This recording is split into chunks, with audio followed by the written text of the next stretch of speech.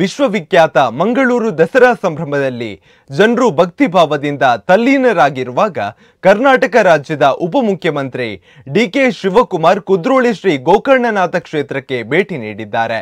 ದೇವರ ಬಲಿ ಉತ್ಸವದ ಶುಭ ಸಂದರ್ಭದಲ್ಲಿ ದೇವಸ್ಥಾನ ಪ್ರವೇಶಿಸಿದ ಉಪಮುಖ್ಯಮಂತ್ರಿಗಳು ಸಂಪ್ರದಾಯದಂತೆ ದೇವರ ರಥಾರೋಹಣ ನಂತರ ರಥದ ಚಕ್ರಕ್ಕೆ ತೆಂಗಿನಕಾಯಿ ಒಡೆದು ಭಕ್ತರೊಂದಿಗೆ ರಥೋತ್ಸವದಲ್ಲಿ ಭಾಗಿಯಾಗಿದ್ದು, ದೇವಳ ಸ್ಥಾಪಿಸಿದ ಸಂತ ಬ್ರಹ್ಮಶ್ರೀ ನಾರಾಯಣ ಗುರುಗಳ ಸನ್ನಿಧಿಗೆ ನಮಿಸಿ ಸರ್ವ ದೇವರ ದರ್ಶನ ಪಡೆದು ದರ್ಬಾರ್ ಮಂಟಪದ ಶಾರದೆ ಮತ್ತು ನವದುರ್ಗೆಯರಿಗೆ ವಂದಿಸಿದ್ದಾರೆ.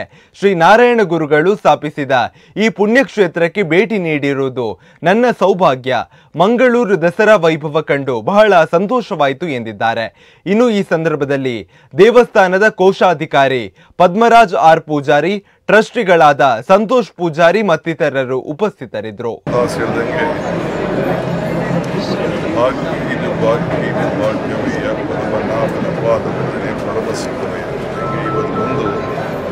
ನಾನಿಲ್ಲಿಗೆ ಬಂದಿರೋದೇ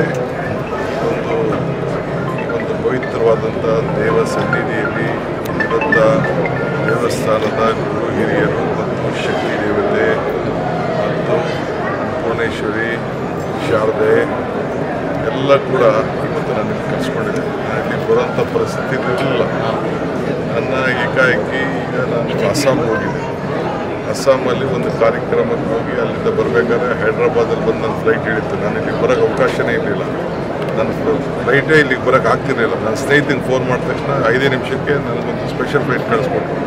ಸೊ ಇಲ್ಲಿಗೆ ಬಂದು ದೇವರ ದರ್ಶನ ಮಾಡಿದ್ದೀನಿ ಅಂದರೆ ಈ ದೇವರೇ ನನ್ನನ್ನು ಇಲ್ಲಿಗೆ ಕರ್ಸ್ಕೊಂಡಿದ್ದಾರೆ. ಅದರಿಂದ ಇದೊಂದು ದೊಡ್ಡ ಭಾಗ್ಯ.